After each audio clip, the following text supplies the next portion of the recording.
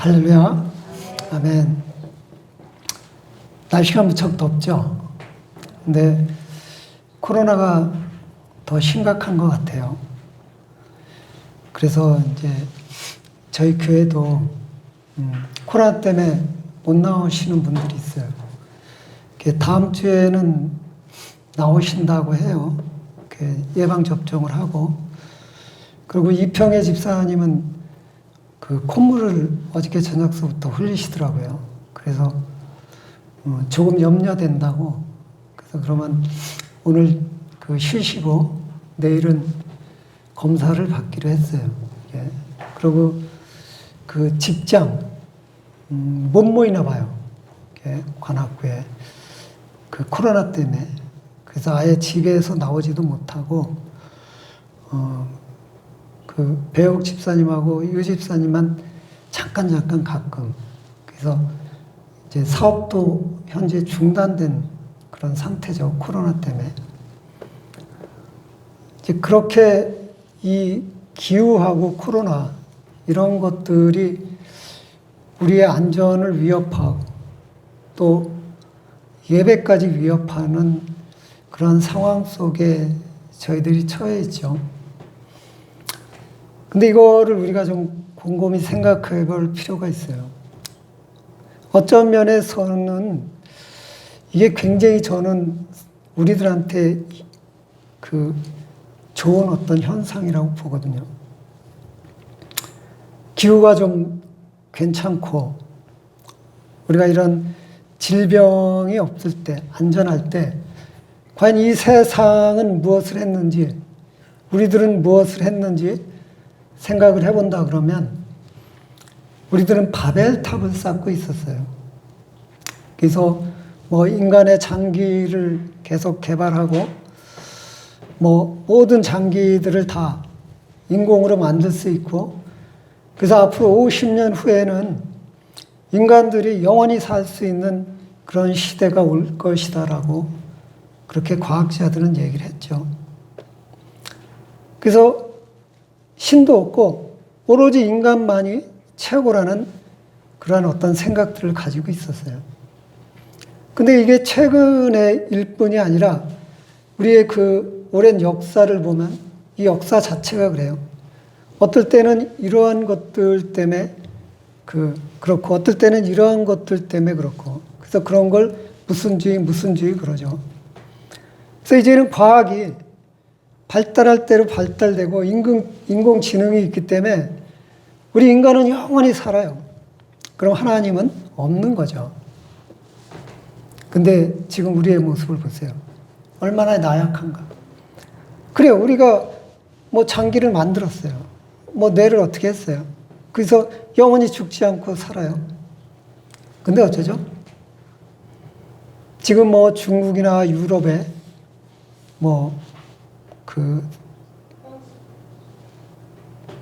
물난리 났잖아요. 그거 정신 없잖아요. 그냥 물속에 들어가서 못 나오면 죽는 거예요. 우리가 지금 바이러스 하나 우리는 정복하지 못했어요. 우리는 감기, 독감, 치료제 없는 거예요, 사실은. 같이 공존하는 거죠.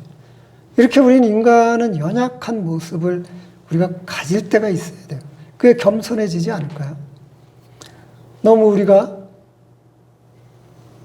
우리 자신에 대한 과신으로 말미암아 계속 바벨탑을 쌓고 그 바벨탑을 쌓음으로 이제는 개인, 어떤 가족, 사회가 아니라 개인, 그래서 서로를 미워하는, 사랑하는 척하는 그런 어떤 오류가 있는 이 시점에 우리의 이 연약한 모습, 이 모습을 우리가 우리 스스로 인지할 수 있다 그러면 우리는 새로운 미래가 펼쳐질 수 있는 것이죠. 우리도 연약하니까 지금 성도들이 나오지 못하고 있지 않습니까? 그 반면에 또 우리는 미래를 볼 수가 있는 거죠. 어저께 토요일 날인데 우리 즐겁고 또 소망이 있더라고요.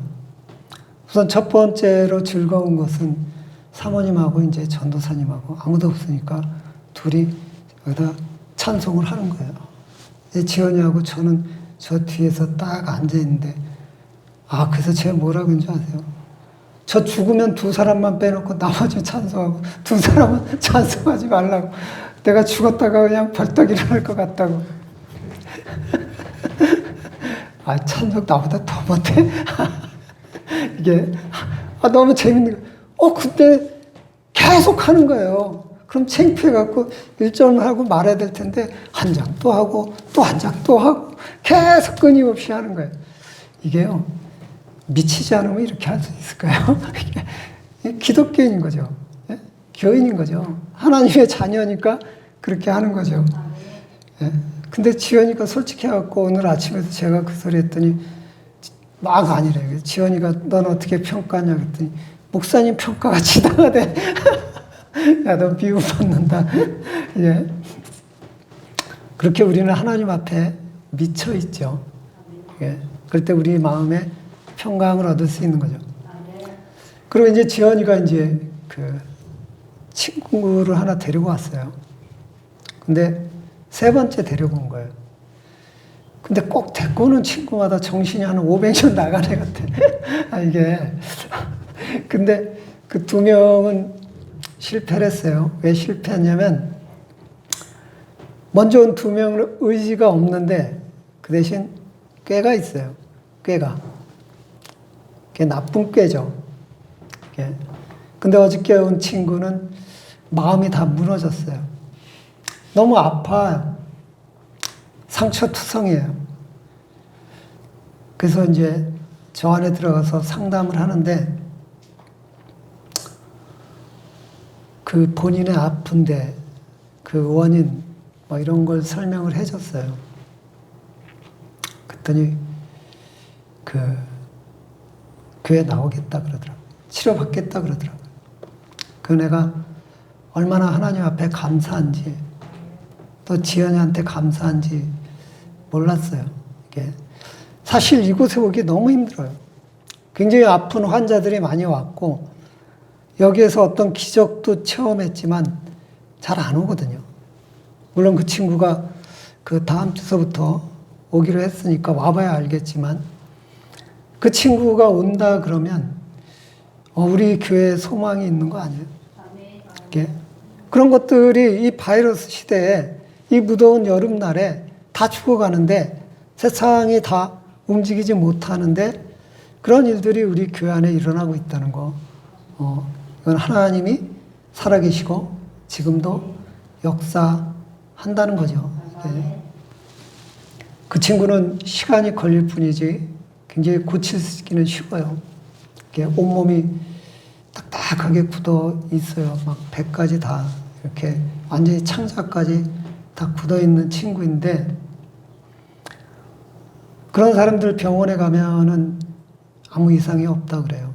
병원에서 검사할 수 있는 방법이 없어요. 그럼 이제 신경안정제만, 정신과 가라 그래서 신경안정제에 투여하죠. 근데 신경안정제 갖고 해결할 수 있는 그런 병은 아니에요. 다행히 그 하나님이 그런 친구를 또 보내주셨어요. 근데 묘하게 그 친구가 이렇게 곁눈으로 드럼을 쳐다보더라고요. 그래서 드럼 관심 있냐 그랬더니, 저 드럼 좀 칠 줄 알아요? 드럼을 좀 칠 줄 안 되는 거예요. 그러면서 저거 동작이 돼요? 그러더라고요. 동작이 돼. 근데 드럼에 관심을 보이는 거예요. 그래서 그 친구가 이제 그 카톡으로는 약속을 했어요. 그 일주일에 2번 치유받고 주일을 예배 드리기도 하고. 그래서 너 그 종교가 뭐냐 물어봤더니, 저는 아직 무신론자인데 기독교 쪽에 가까운 무신론자라는 거예요. 굉장히 마음이 그 교회 쪽으로 열려 있는 거죠. 그래서 그 친구를 통해서 또 하나님이 또 우리 교회를 어떻게 쓰실지 모르겠어요. 예.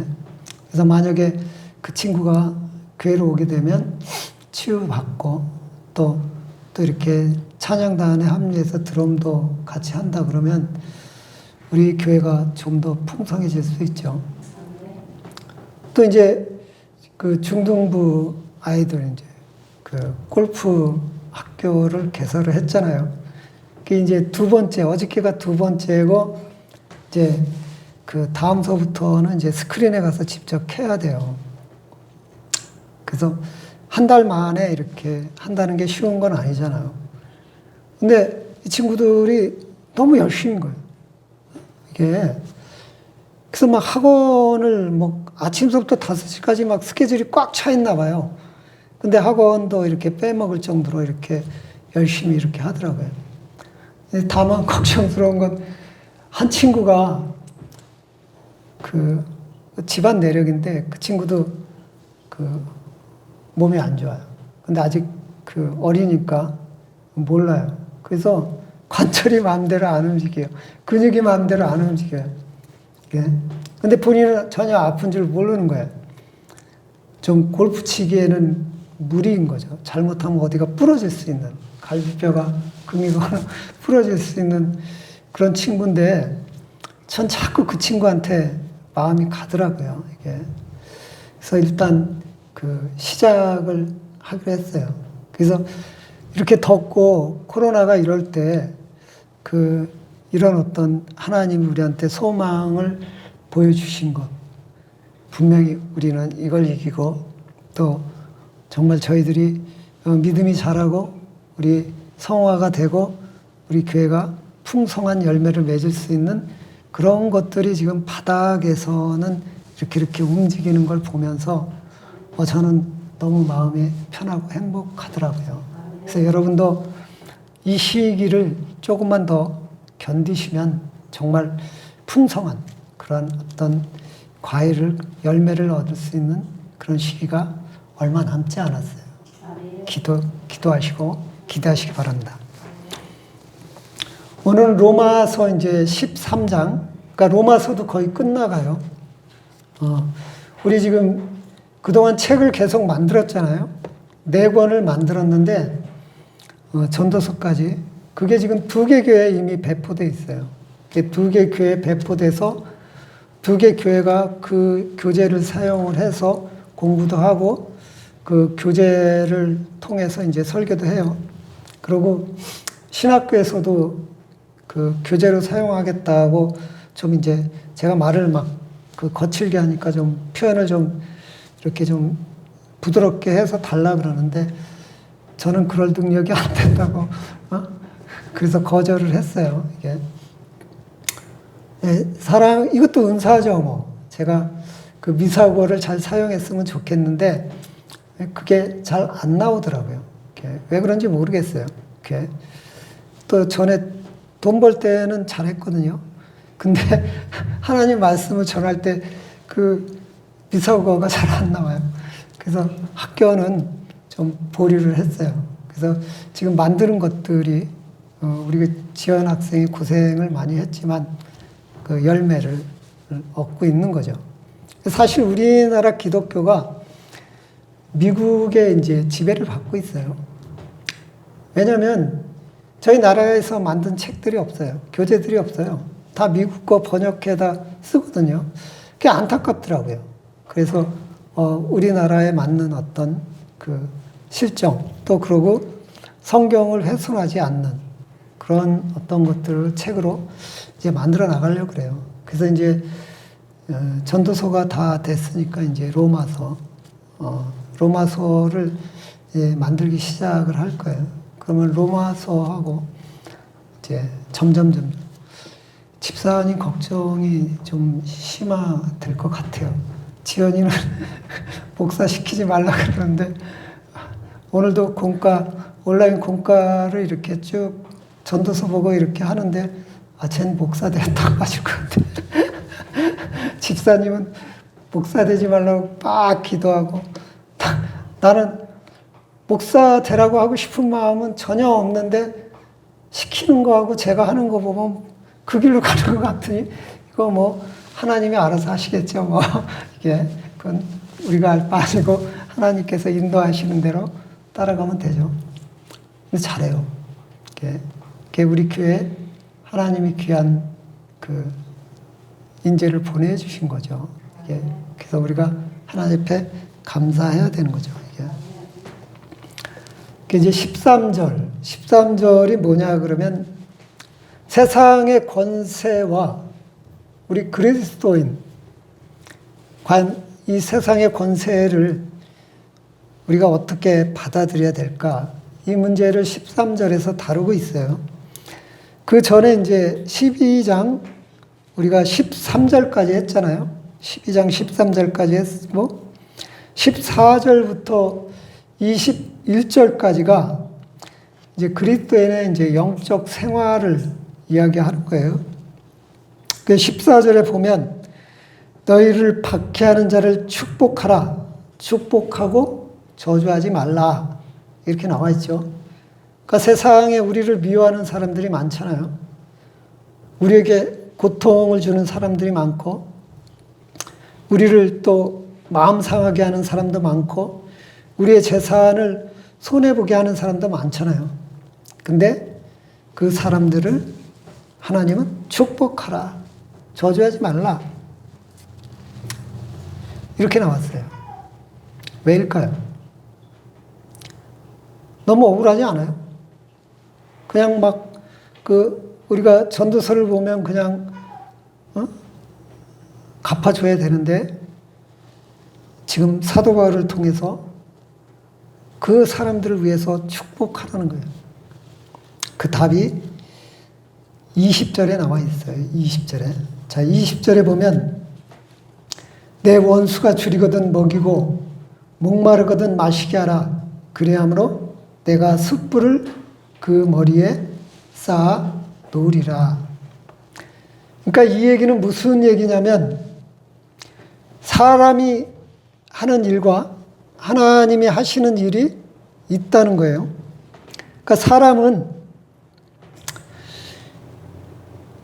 그 사람의 행위에 대해서 그 사람이 하는 일에 대해서 우리가 판단을 하되 그 사람에게 우리가 어떤 해를 끼치지 말라는 거예요. 우리는 오직 사랑하라는 거예요. 우리를 박해하고 우리를 저주하고 우리의 마음을 상하게 하는 그들을 위해서 우리가 축복하라는 거예요. 기도하라는 거죠. 거기에 더해서 그들에게 우리가 공급해 줄 수 있는 것들이 있으면 공급해 주라는 거예요. 이유는 우리가 그렇게 했을 때 그들이 변하지 않고 그들이 회개하지 않고 돌이키지 않을 때 우리가 해준 그것만큼 배 이상 하나님은 그들을 징계한다는 거예요. 그러니까 하나님은 징계하시고 우리가 인간이니까 그들을 위해서 그들을 변화시키기 위해서 우리는 그들에게 사랑을 베풀어야 된다는 거죠. 그러니까 우리가 하나님의 진리인 거예요. 우리를 대적하는 원수들, 나를 괴롭히는 그 핍박자들, 그들도 사랑으로 대하라는 것은 우리로 하여금 그들을 변화시키라는 거예요. 그들이 죄고 우리는 선이니까 우리의 선으로 그들을 죄에서 선으로 인도하라는 거예요. 그 방법이 그들을 사랑하라는 겁니다.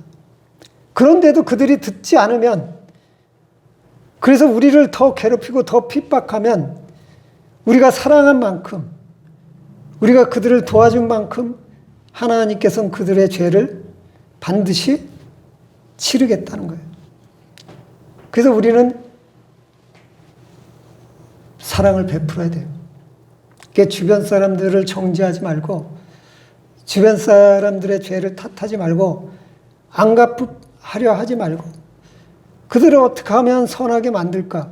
그들을 어떻게 하면 하나님 앞으로 인도할까? 노력할 때 그들이 변한다는 거예요. 그렇게 변하지 않으면 그들은 하나님 앞에 우리가 그들에게 베푼 그 수고에 수고를 더해서 하나님의 징계를 받겠다는 거예요. 그래서 그 숯불이라는 게 그 징계인데 우리가 노력한 만큼에 대한 그 징계를 이야기하는 겁니다. 얼마나 무서운 얘기예요. 이 반대로 제가 정말 나쁜 짓을 많이 했어요. 사람들을 많이 괴롭혔어요. 근데 그 사람이 저한테 사랑을 계속 주고 저한테 계속해서 좋은 걸 공급하는데 그걸 우리는 계속 이용해서 나는 계속 이용해서 계속 죄를 저지르면 나는 하나님 앞에 가서 그만큼 심하게 져 터지는 거죠. 이게 바로 우리들의 영적 삶인 겁니다. 그리고 두 번째로는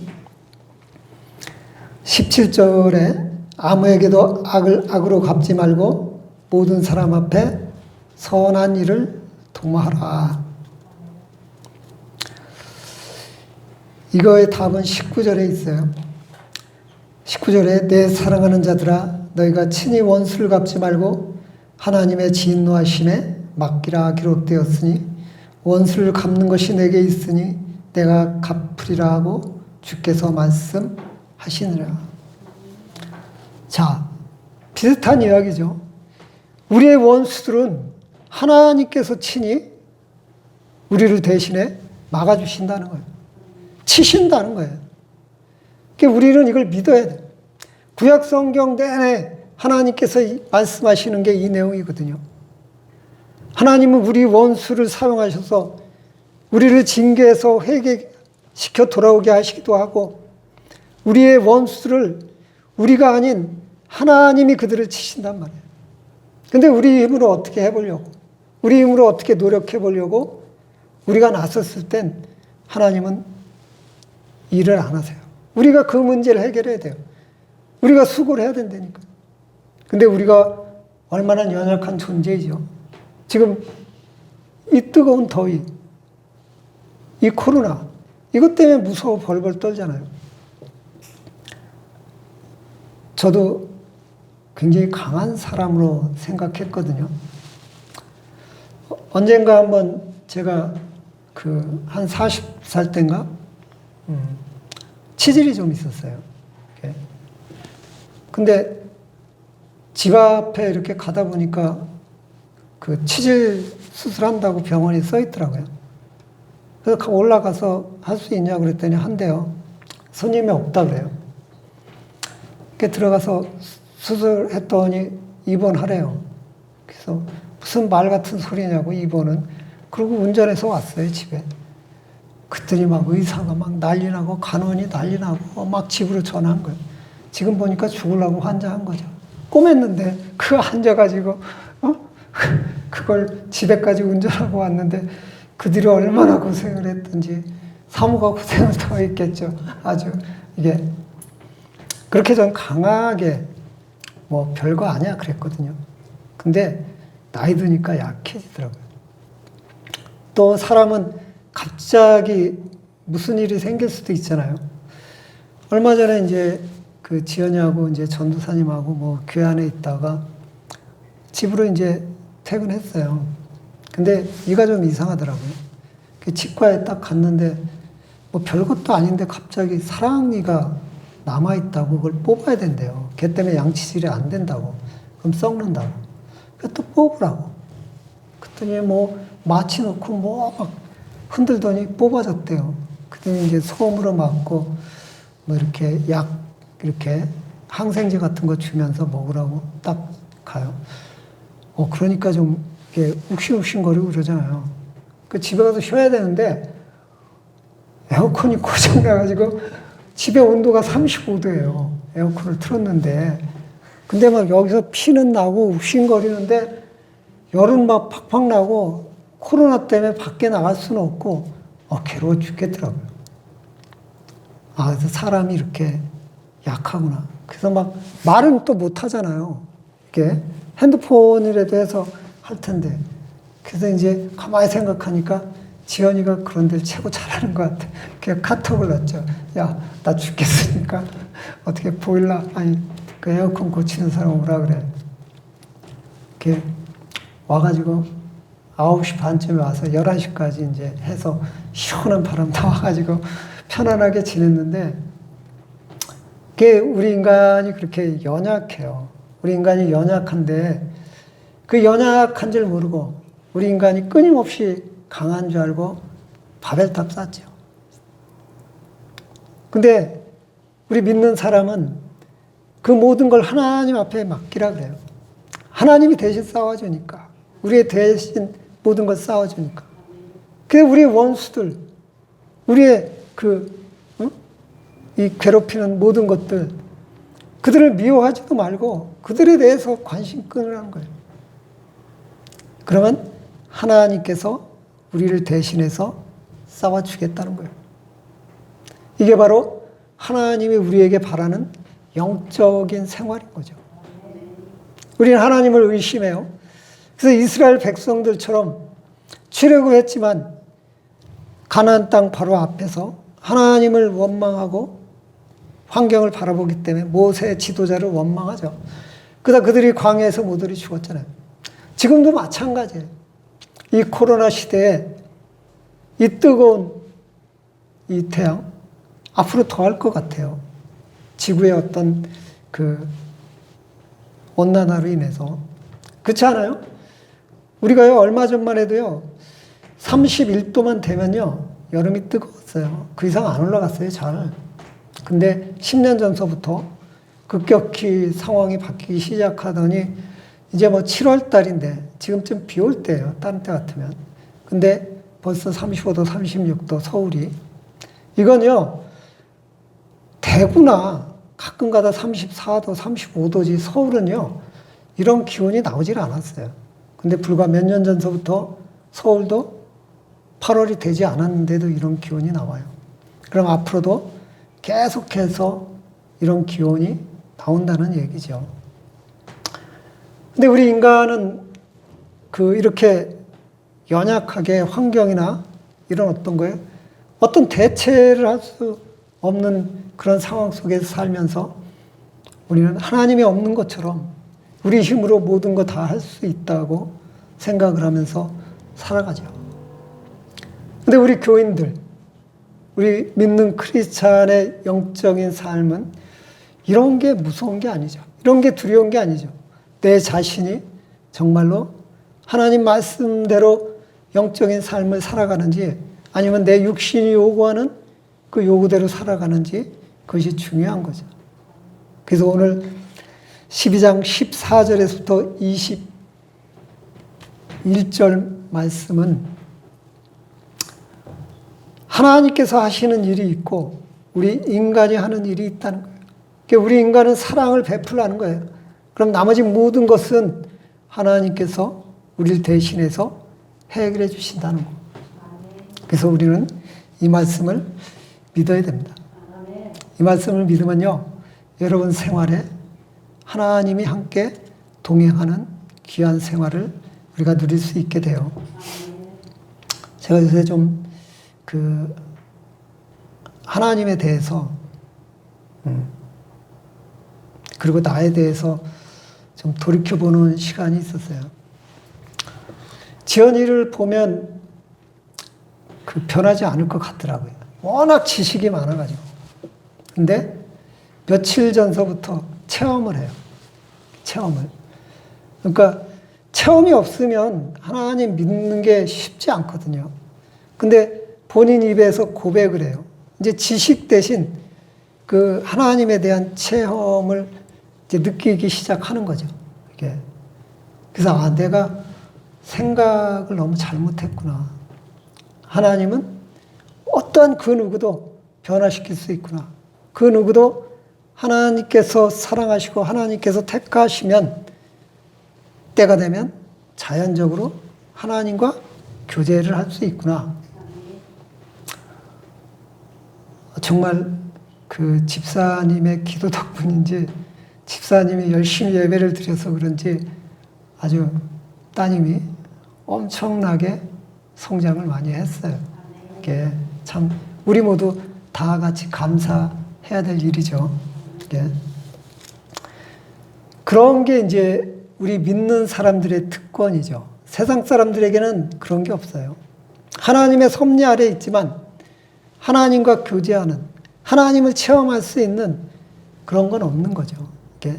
그건 오직 믿고 내가 의지할 때만 하나님이 우리에게 주시는 그 은사인 거죠.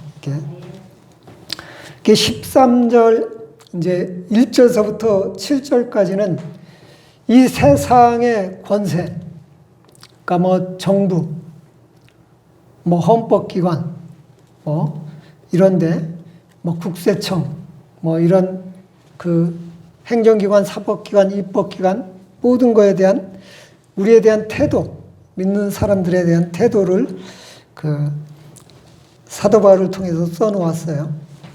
1절에 각 사람 위에 있는 권세들에게 복종하라. 권세는 하나님으로부터 나지 않음이 없나니 모든 권세는 다 하나님께서 정하신 바라. 권세에 분명히 복종하라고 되어 있어요.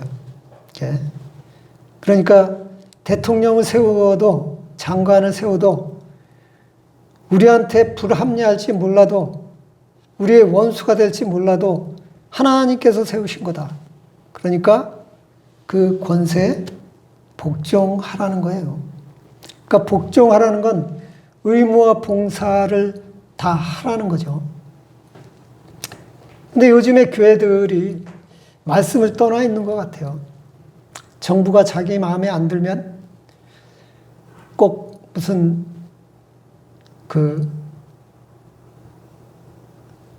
나가서 이렇게 모여서 데모하죠. 이게. 근데 성경에는 그러지 말라고 되어 있어요. 성경에는. 이게 참 말로 표현할 수 없는 거예요. 무식한 거예요. 왜냐하면 우리가 구약으로 넘어갈까요? 이스라엘 민족이 솔로몬 왕의 문제로 인해서 나라가 두 쪽으로 갈라지고 하나님이 이스라엘을 회복시키는 방법으로 북왕국, 북이스라엘을 완전히 없애버렸어요. 그리고 우리가 오전에 교동문 54번 한 거 있죠? 그게 바로 바벨론에 끌려간 포로 생활하면서 그들의 애환을 지금 노래한 거예요. 이게 음악으로도 나와 있어요. 바벨론 뭐 이런 게. 하나님이 하나님 백성을 하나님의 능력이 없어서 바벨론 포로 생활하게 하나요? 그 바벨론 때문에 자기의 젖먹는 아들, 막 아이들까지 다 삶아 먹을 정도로 하나님의 백성들이 고통을 받았어요. 왜 그랬을까요? 하나님은 선이기 때문에 하나님의 백성들이 악을 행하면 회초리를 드시는 거죠. 요새는 부모가 회초리를 들면요, 교도소 가더라고요. 애들이 싸가지가 진짜 없어요. 위아래가 없다니까요. 근데 애들도 보면 어렸을 때 부모한테 주워 맞고 자란 애는요, 싸가지가 좀 있다니까요. 하나님의 채찍을 드시는 거예요. 근데 감정을 실어서 채찍을 들면요, 애가 성격이 괴팍해지죠. 근데 사랑의 감정을 가지고 애를 징계를 하면요, 애는 성품이 바르게 되는 거예요. 그래서 하나님께서는 그 권세를 통해서 우리 그 성도들을 변화시켜요. 근데 우리의 생각, 육신적인 생각을 가지고 저건 잘못했어. 교회를 핍박하는 거야. 그러면서 막 나가서 띠 두르고 뭐 이러다 보니까 한국 교회가 이제 완전히 정말 처참한 꼴에 이르렀죠. 한기총이요, 지금 총회장이 천주교 신자예요. 그게 말이 돼요? 그리고 한기총을 대표하는 사람이 그 사람 밑에서 꼬북로를 타고 있어요. 지금 사무총장으로. 김장한 목사라고. 물론 곧 바뀔 거예요. 이렇게. 그래서 목사들이 이제는 각성을 하고 교회가 분열되고 목사들이 자기 잘났다고 육신적인 사고를 드러내다 보니까 한국교회가 이렇게 됐다고 해서 한기총으로 다시 모이자. 그래서 한국의 큰 교단 교회들이 다시 한기총으로 모일 준비를 하고 있어요. 교회가 잘못되면요, 하나님은 이렇게 권력을 통해서 교회를 채찍질해요. 근데 하나님이 나를 위해서 채찍질하는데 그거 내가 맞기 싫다고, 그거 맞기 싫다고 내가 대드는 건 하나님한테 대드는 거예요. 여러분, 하나님이 때리면 그 자리에서 맞으세요. 왜 하나님을 믿지 못하고 길거리 나가고 왜 정부를 향해서 욕을 하래요? 하나님 그 정부를 사용해서 우리의 잘못을 징계하고 회개하고 돌아오라는데, 우리 한국교회가 그동안 얼마나 많은 잘못을 했어요. 교회의 목적은 세상의 빛과 소금의 역할이에요. 나가서 불우한 사람, 그리고 사회 소외받는 사람, 그들에게 선한 일을 하라는 거예요. 그래서 그들이 우리의 모습을 보고 교회로 돌아오게, 하나님 품으로 돌아오게 하라는 거예요. 그게 바로 12장 14절에서부터 21절 말씀 아니에요. 근데 우린 그렇지 못했잖아요. 뭐 어떤 교회가 막 10만 명 이상 모이니까 그 주변에 그 교회 교인 아니면 장사를 못하게 해요. 어떤 목사는 교인이 막 몇십만 명 되니까 그 동네 가게가 자기한테 잘못 보이면 그 가게를 성도들한테 못 가게 해요. 정말 문제였잖아요. 그럼 막 그런 것들이 신문에 나오고 막 그래요. 이제는 그러면 안 돼요. 우린요, 성경에 의해서 때리면 맞으라고 돼 있지, 가서 보복하라고 하지 말라 그랬어요. 그 몫은 하나님 몫이라고요. 그게 이제는 우리가 말씀으로 다시 돌아와야 돼요. 예수님이 우리를 위해서 모든 것 다 내어주었듯이 우리가 하나님 나라를 위해서 모든 것 다 내려놓아야 돼요. 이게 바로 성경에서 얘기하는 권세, 권력에 대한 우리의 태도를 이야기하는 거예요. 그들하고 대항하지 마라. 하나님의 목이라는 거예요.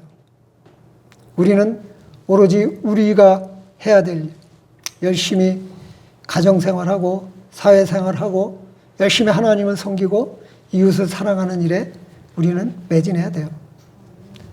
왜 자꾸만 이 육신적인, 이 죄거든요. 그게. 죄인 줄 몰라요. 혈기인 거죠. 그런 거에 우리는 동참하지 말라는 게 바로 세상 권세에 우리는 어떻게 해야 되는지 나와 있는 게 1절서부터 7절까지예요.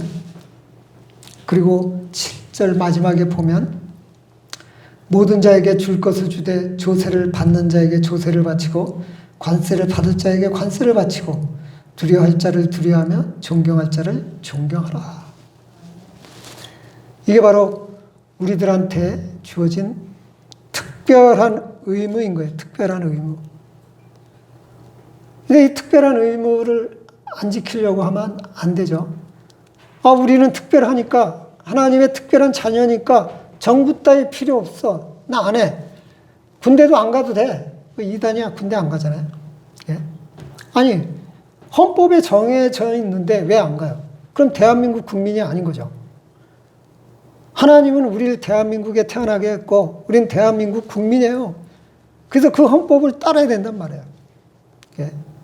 그러니까 정부에서 하는 그 모든 것, 그 헌법대로 하는 것, 그 하나님은 반드시 우리 보고 지키라고 하는 거예요. 말씀을 통해서. 근데 우리는 소동을 부리고 있잖아요, 지금. 그래서 교회가 더 핍박받고, 교회가 더 쪼그라들고 있잖아요. 그래서 우리는 말씀대로 존경할 자를 존경하고 두려워할 자를 두려워하라는 거죠. 그리고 8절에서부터 10절까지는 십계명에 대해서 이야기하고 있어요. 근데 이게 이제 십계명이 두 개잖아요. 하나님은 하나님에 대한 첫 번째 십계명 돌파는 하나님에 대한 거. 두 번째 돌파는 그 사람에 대한 거. 그래서 사람에 대한 거 첫 번째는 내 부모를 존경하라는데 그거만 지금 빠져 있어요. 아마 그게 사도 바울이 볼 때 하나님 쪽으로 이렇게 넘어가 있을 수도 있어요. 그래서 구절에 보면 간음하지 말라, 살인하지 말라, 도적질하지 말라, 탐내지 말라 한 것과 그의 다른 계명이 있을지라도 내 이웃을 내 자신과 같이 사랑하라 하신 그 말씀 가운데 다 들었느니라. 사랑은 이웃에게 악을 행하지 아니하나니 그러므로 사랑은 율법의 완성이니라. 그러니까 우리가 사랑이란 단어, 우리가 그 사랑을 우리 가슴 속에 심고 있는다 그러면 우리는 율법의 모든 것을 다 지킬 수 있어요. 이 사랑이 없으니까 우리는 율법을 지킬 수가 없는 거죠. 그래서 예수님이 우리에게 준 새 계명이 하나님 사랑, 이웃 사랑이에요. 그 사랑이 있으면 우린 모든 계명을 다 지킬 수 있는 거고 이 사랑 안에 모든 계명이 다 들어가 있는 거죠. 성도의 삶은 일반적인 의무는 사랑이다. 그러니까 국가에 대한 특별한 그 의무는 국가의 법을 지키는 거고 일반적인 의무는 모든 사랑하라는 거죠. 옛날에 그 송골매라는 밴드가 있었는데 모두 다 사랑하리. 그러니까 모두 다 사랑하는 거죠. 근데 우리가 육신을 입어서 우리는 선택적인 사랑을 하죠. 사랑해야 될 사람과 사랑하지 말아야 될 사람을 우리는 구분하잖아요. 그건 내 육신 때문에 그래요. 내 마음 때문에 그래요.